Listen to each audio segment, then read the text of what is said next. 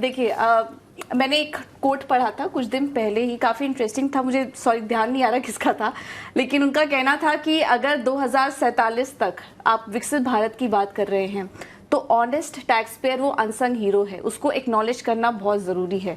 और वित्त मंत्री ने अभी प्रीवियस बजट में भी वित्त मंत्री जी ने भी इस चीज़ को हाईलाइट किया था।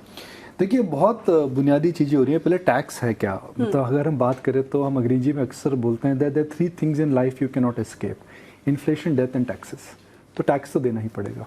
इन्फ्लेशन को आप मैनेज कर सकते हैं, और जहाँ तक उम्र की बात है वो तो सबको पता है कि एक दिन हम सबको ऊपर जाना है। तो टैक्स को लेकर के हिंदुस्तान के अंदर कई बुनियादी चेंजेस हो रहे हैं, और जो बुनियादी चेंजेस हैं इनका मकसद है कि सरकार टैक्स सिस्टम के अंदर सरलता ला रही है।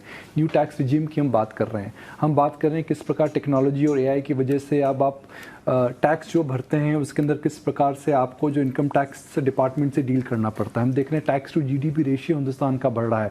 मगर टैक्स को लेकर के पूजा हमेशा एक, जैसा आपने सही वर्ड बोला कि टैक्स को देकर के लोग अक्सर भागते हैं। जो टैक्स पे करना चाहते हैं उसको सरदर्दी समझते हैं, और टैक्स एक ऐसी चीज़ है जिसको सब बचाना चाहते हैं। तो टैक्स बचाने के भी कई तरीके होते हैं। टैक्स को समझना चाहिए कि इनकम टैक्स किस कैटेगरी में कहाँ लागू होता है, कैसे लागू होता है।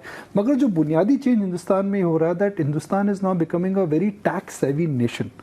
नोबडी इज नाउ रियली, एक पुराना ज़माना होता था कि एक पैरेलल इकोनॉमी होती थी, अनपैरेलल इकोनॉमी होती थी, कैश इकोनॉमी होती, वो सबका सब जो चक्र है वो पूरा घूम रहा है। तो अगले 3 घंटे में हम क्या बात करेंगे, हिंदुस्तान के टैक्स में क्या चेंजेस आ रहे हैं गवर्नमेंट की तरफ से, टैक्स पेयर को क्या करना चाहिए। और अक्सर लोग मार्च के अंदर प्लानिंग करते हैं, मगर मार्च चालू नहीं हुआ है, तो हम फरवरी में लोगों को बताएंगे कि इस मार्च की नहीं, अगले कितने मार्चों की आपको प्लानिंग करनी चाहिए।